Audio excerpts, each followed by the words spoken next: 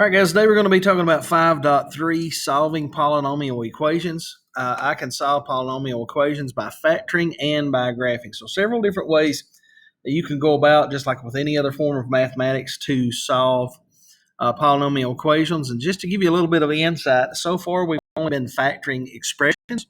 We've not really had an equal sign in there. So we're not really looking for potential values. One of those lessons we did talk about zeros, and that's kind of the same thing that we're going to be doing today, but we're going to kind of wrap everything up in a nice bow here before we start talking about dividing polynomials, which is going to be a whole different subject. So let's just dive right in here and just look at an example of this. I think will help us more than anything else. So again, we'll call this number 1. Sorry, I thought I had the black on, but it's okay. X to the third minus 8 equals 0. Okay, so again, understand that an equation by definition is really just it's a statement of equality. So there is some number, and I'll go ahead and use that red now. There is some number I could put in here for x that would make this equal 0, okay? And initially, it may be a little bit difficult to think, okay, what number could I put in there that could possibly work out? And again, it may be a decimal, it may be a ratio, fraction. So we have to have methods in order to be able to do that. Well, the methods are exactly the same in that our mission is always to isolate the variable, right? So if we're isolating this variable, the thing that needs to go away from it right now is this negative 8. So let's go ahead and add 8 to both sides, okay? And that is going to give me x to the third equals 8. Okay, so now, again, if we had this situation, we had, for example, x squared equals 16, okay? You would tell me that I need to take the square root of both sides in order to get this x by itself, and this would, of course, equal 4.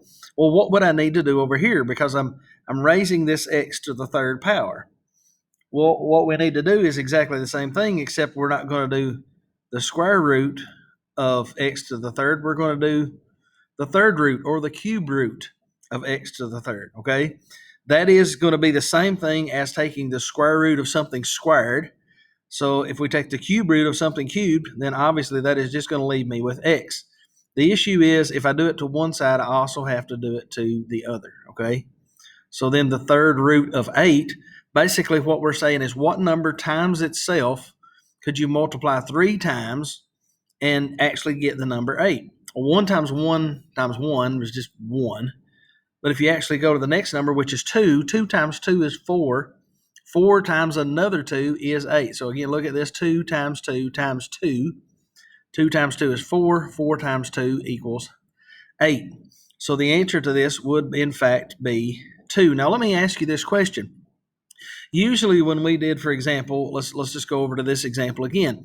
If we said the square root of 16, for example, if we said the square root of 16, normally we would say, well, there's actually 2 answers for that. There's a positive or negative 4, right? It could be either one because 4 squared will equal 16 and negative 4 squared would also equal 16. So we would normally say there's 2 different ways. Well, what about when something is cubed? For example, does it make a difference? Remember, these all have to be the same number.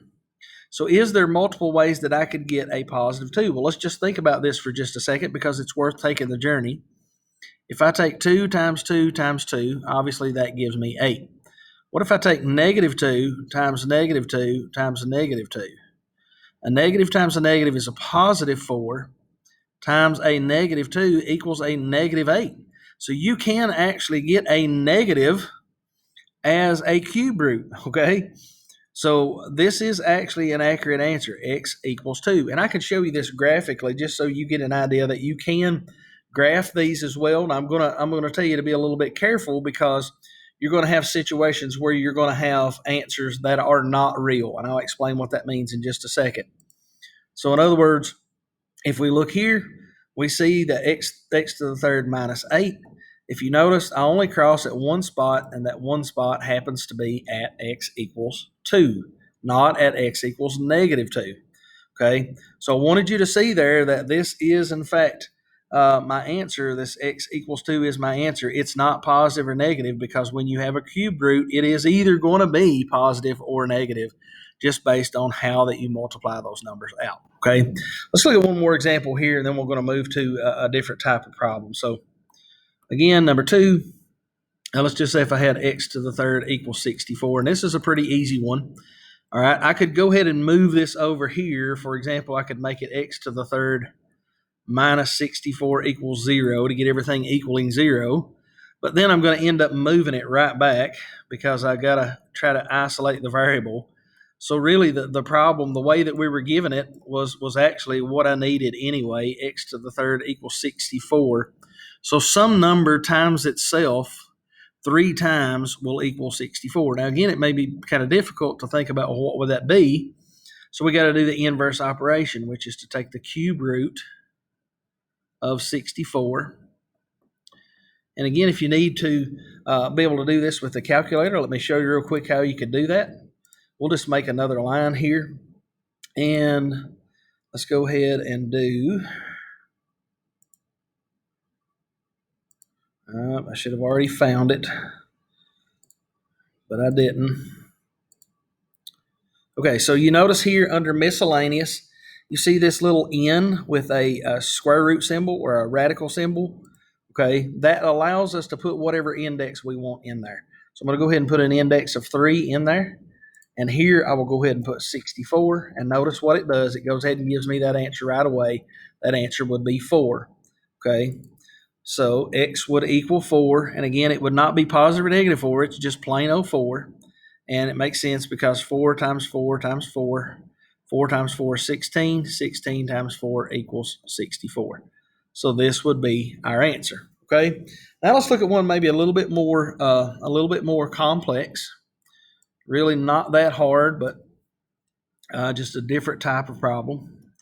So now let's take x to the fourth. Again, moving up to a little bit higher index, minus x squared minus 72 equals 0. Okay. And I want to remind you for just a second about the standard form of a quadratic. And you may be thinking, well, this is not a quadratic. And you're right, you're true. But let's just think about this for just a second. Ax squared plus bx plus c equals 0, okay? And if you notice, I've basically got that same format. It just so happens that this is a fourth instead of squared. But you will notice that this a term right here happens to be a 1, okay? So I want to go ahead and clue you in that is a good indicator. Remember when we had this situation before, when a equals 1, we could actually look to c and maybe factor this thing out, okay? So let's just look at this real quick and see if this is something we can factor out. So I'm going to look at the factors of 72, 1 and 72, 2 and 36. 3 will go into 72 24 times. 6 will go into 72 12 times. And then 8 will go into 72 9 times. All right, we're finished because we're right back to the same number that we had. So here's all of our factors of 72. Now you notice we need to subtract here. So we need to subtract 2 of these numbers to get a negative 1. I think those numbers would be right here. And again, if I need a negative 1, I need this to be a negative 9, and I need it to be a positive 8, okay? So let's just think about trying to factor this into binomials. And again, you're thinking to yourself, wait a minute, that is x to the fourth. Well, can I get a perfect square out of that? In other words, x to the fourth, are there 2 values that I could multiply together that are the same that would make x to the fourth?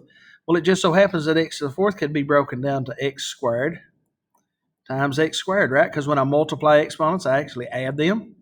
So instead of just putting an x here like I normally do, I could actually put x squared. Okay? And let's see what happens here. I've got positive 8, negative 9. And voila, there we go. X to x squared times x squared is x to the fourth.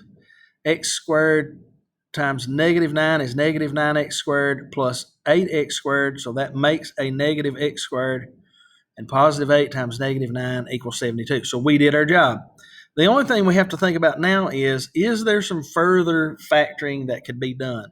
And I really want you to focus on this grouping right here, okay? Think about whether this number right here is a perfect square. Think about whether this number is a perfect square, and then I want you to notice this symbol that is right here. It's a different symbol. Ladies and gentlemen, this is a difference of squares, okay? So this can be factored down even further. So let's just think about this for a minute. I've got x squared plus 8, and then I could actually factor this into two more binomials. Remember, a difference of squared, you just take the square root of x squared, which is x, the square root of 9, which is 3, and then to get a different symbol here, one of these would have to be positive and one would have to be negative, okay? Oh my goodness. Now we have three different sets of binomials that we could actually set equal to 0. So this goes back to some of the learning that we did over the last little bit, okay? So let's think about this, and I'm going to write this one out first. X squared plus 8 equals 0. X plus 3 equals 0. And x minus 3 equals 0. So we're setting every one of these equal to 0. Now, I want you to think about what happens here. I'm going to actually work on these two first, these last two first. And so here I would subtract 3 from both sides, which means that x equals negative 3. I would add 3 to both sides here, which means x equals a positive 3. What is going to happen over here? I've got to isolate x squared, so I have x squared equals, and I've got to subtract 8 from both sides, which means x squared equals negative 8. Okay, how do I undo the square? Well, to undo the square, I have to take the square root, which means now this is x equals the square root of negative 8. Now, immediately, your math radar should be going off right now. You should be thinking to yourself, hang on just a second, Mr. Hamilton, we cannot have a negative under a radical sign. And you know what? You are absolutely right. Good thing that we went over complex numbers, and in complex numbers that you could actually rectify this negative that's inside of this square root symbol. Remember, I could rewrite this as negative 1 times 8. I could even break that down again into negative 1 times 8. And then what's the square root of negative 1? Well, the square root of negative 1 is, in fact, I. And then I have this square root of 8 that is hanging around out here. Now, is there a perfect square maybe hiding in that particular number? Oh, my goodness, Mr. Hamilton, this just keeps going. Well, yes, in fact, it does. There is a perfect square hiding in here in that I could do that as 4 times 2. And again, I've still got I kind of hanging out here to the front. And what's the square root of 4? Well, the square root of 4 is, in fact, 2. So I would have 2i radical 2. Okay? And remember, that is plus or minus because this was squared when I started.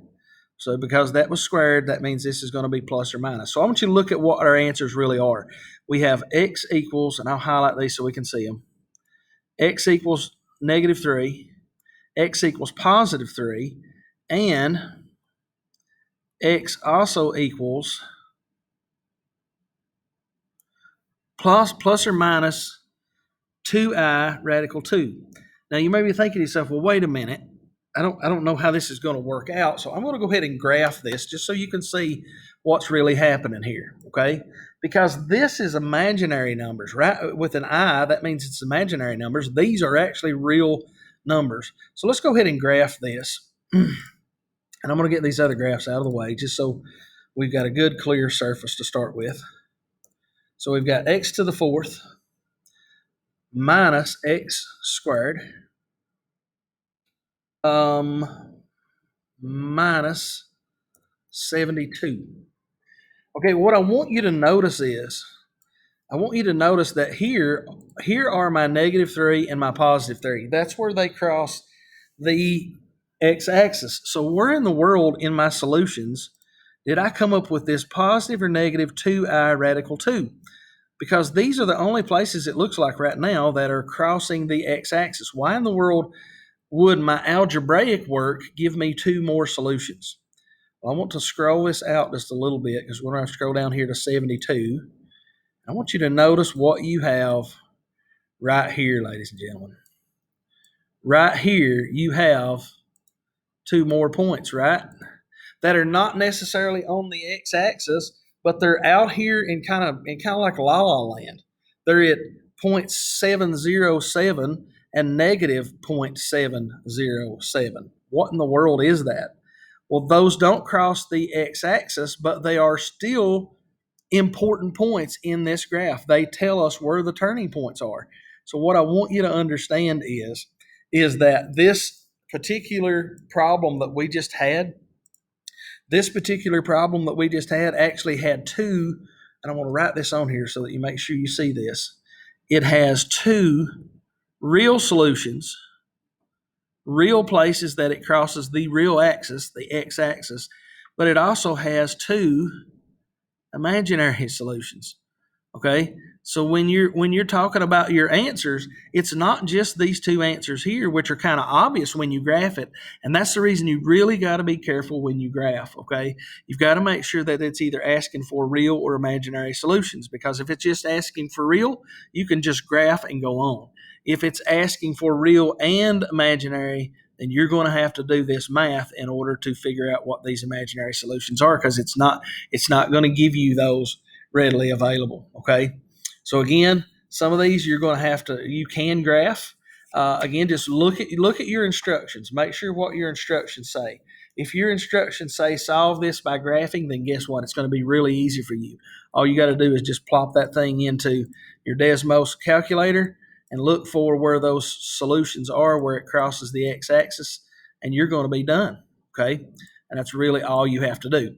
You're also going to have some word problems on here, and I'll just take a look at one real quick. I don't want to make this video super long, but let's just look at one in particular example. Let's say that you were told that the product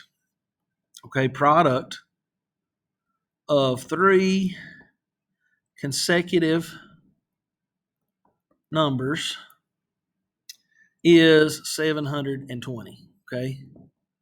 720. The product of three consecutive numbers is 720. And you're asked, what are the numbers? Okay, what are the numbers? I don't know. Okay, I don't know what the numbers are. Well, let's think about this. First of all, product means multiplication. Okay, so we can go ahead and settle that. And three consecutive numbers. What does a consecutive number mean? A consecutive number means if I'm counting from 1 to 2 to 3 to 4, for example, 1, 2, and 3 are consecutive numbers. They come after one another. So let's just think about how we could really write this out. And I just want to kind of show you how to set it up, and then you could obviously go ahead and solve this on out. So if let's say that first number, let's just call it x. We don't really know what it is, okay? But I know I'm going to multiply x times the next number. Well, the next number is also x, but I need to add 1 to it, right? Because whatever x is, no matter what this number is, I'm going to add 1 to it in order for it to be consecutive. And then I'm going to multiply that times x plus 2, okay? So think about this. The product of three consecutive numbers, if x is one number and then I multiply it times one more added to that number, and then multiply that times two more added to that number, then I've got my three consecutive numbers, okay? Notice the word is right here. It says it is, which is equal signs, 720, okay? So you can kind of see the workings here of some numbers, okay? And you could graph this. You could go ahead and do, for example, you could go ahead and do full on this part. So in other words, you would have x times x squared plus 2x plus x plus 2 equals 720. Then you could go ahead and distribute this x through everything. So that would make this x to the third plus 2, we might as well combine like terms, 3x squared plus 2x equals 720. And now I could go ahead and subtract this 720 from both sides so that it equals 0. And guess what? Once I get it to that point right there, I can go ahead and graph it in Desmos and get my answer for x and then for the other two values. Okay, so just one way that you could use this for something practical, like trying to find the product of three consecutive numbers, which is something that they will put on the ACT from time to time. I've actually seen that question several times. So that's how you would go about doing that particular problem. Okay, if you need any help, obviously reach out to us and we'd be glad to help you. And we'll see you tomorrow.